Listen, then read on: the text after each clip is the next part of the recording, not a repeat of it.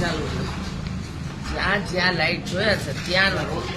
અને આમ જો આ લાઇટ ચાલુ, અને આ બિલ તમારા ને મારે ભરવાના રેન્ટના બિલ. આ લાઇટના મહિને જે તમારા ઘરે 2-3 હજારનું બિલ આવે છે એ એનું છે.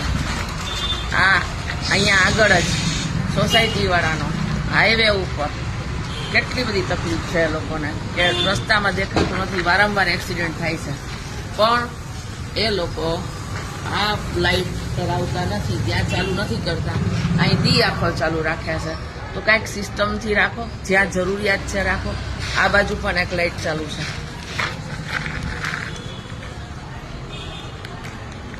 આ બાજુ પણ એક લાઇટ ચાલુ છે. એટલે આ તો જોઈએ તો જ્યાં સવારથી રાત સુધી લાઇટ રાખવાની હોય કે રાતથી સવાર સુધી રાખવાની હોય.